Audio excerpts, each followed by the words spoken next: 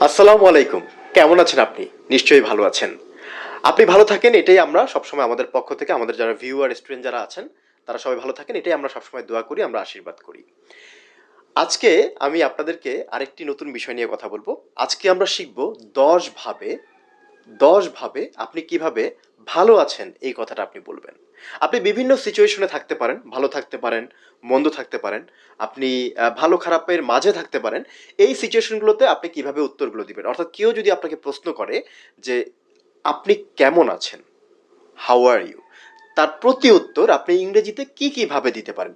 সেইরকম আজকে ১০টি পদ আমি আপনাদের সাথে কথা বলবো। তো আসুন আমরা সেই ১০টি ফ্রেজ বা ১০টি এক্সপ্রেশন জানি যে আপনি কিভাবে বলবেন আপনি কেমন আছেন। প্রথমেই যদি আপনাকে কেউ প্রশ্ন করে আপনি কেমন আছেন, তার প্রতি উত্তরে সবাই যেটা দেয়, যেটা কমন, সেটা আমরা প্রথমে জানি। আমরা বলতে পারি, আমাকে যদি কেউ প্রশ্ন করলো, হাউ আর ইউ? আমরা বলতে পারি, আই এম ফাইন, থ্যাঙ্কস।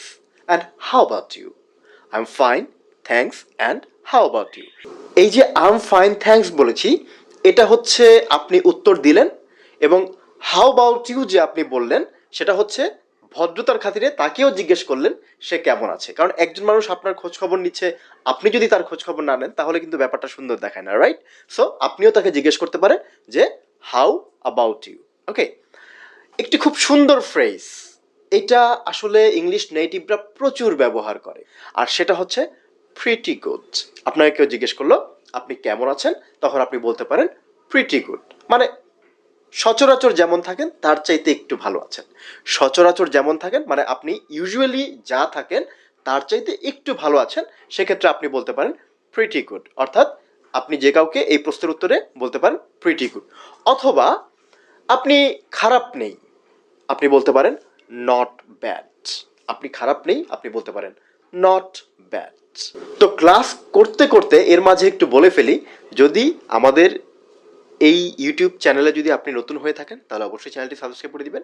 আমাদের ফেসবুক পেজ থেকে যদি এই ভিডিওটি দেখে থাকেন পেজটি অবশ্যই ফলো করে দিবেন। আসুন আমরা জানি আরেকটি এক্সপ্রেশন। আপনাকে কেউ জিজ্ঞেস করলো হাউ আর ইউ, আপনি খুব চিল মুডে আছেন, তখন আপনি কি বলতে পারেন? আপনি বলতে পারেন গ্রেট। কি বলতে পারেন? গ্রেট। খুব ছোট, খুব সুন্দর একটা এক্সপ্রেশন। যে কোনো সিচুয়েশনে আপনি যদি খুব চিল মুডে থাকেন, খুব ভালো থাকেন, হ্যাঁ প্রয়োজনের চাইতে যদি একটু বেশি ভালো থাকেন, তাহলে আপনি বলতে পারেন গ্রেট। ধরুন আপনি এমন একটা সিচুয়েশনে আছেন যে সিচুয়েশনটাকে ভালোও বলা যাবে না, আবার খারাপও বলা যাবে না, সেক্ষেত্রে আপনি কি বলতে পারেন? couldn't be better, couldn't be better, অথবা can't complain, couldn't be better, অথবা can't complain। আমি যা যা বলছি তা কিন্তু আপনার স্ক্রিনে দেখতে পাচ্ছেন, সেখান থেকে আপনারা এইটাকে বারবার নিজে নিজে রিপিট করার মাধ্যমে মাথায় ঢুকিয়ে ফেলবেন, এবং ওই সিচুয়েশনে অবশ্যই আপনি এই ফ্রেজ বা এক্সপ্রেশনগুলোকে ব্যবহার করার চেষ্টা করবেন। কোনো কারণে হয়তো খুব বেশি ব্যস্ত আছেন, তখন আপনি কি বলতে পারেন? I am very busy today, অথবা আইভ বিন বিজি। আপনি বলতে পারেন I am very busy today, অথবা আইভ বিন বিজি, রাইট? ধরুন আপনি একই রকম ছিলেন, মানে আসলে আগে যেমন ছিলেন এখনো তেমনই আছেন, বিশেষ কোনো পরিবর্তন হয়নি। আপনি কিভাবে সেটা উত্তর দিতে পারেন যদি কেউ আপনাকে এই সিচুয়েশনে হাউ আর ইউ জিজ্ঞেস করে? আপনি বলতে পারেন সেম অ্যাজ অলওয়েজ। কি বলতে পারেন? Same as always. অথবা আপনি বলতে পারেন could be better, could be better, right? আপনি সেম অ্যাজ অলওয়েজ অথবা আপনি কুড বি বেটার বলতে পারেন।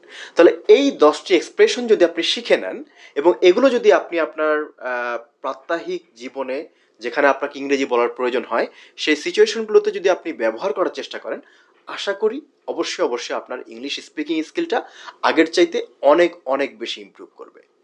ভিডিওটি যদি ভালো লাগে বন্ধুদের সাথে শেয়ার করে দিবেন, আর আপনার মতামত কিন্তু আমার মোটিভেশন। সো কমেন্টে অবশ্যই ভিডিওটি নিয়ে আপনার মতামত দিবেন। আজকে এ পর্যন্তই। Thank you very much.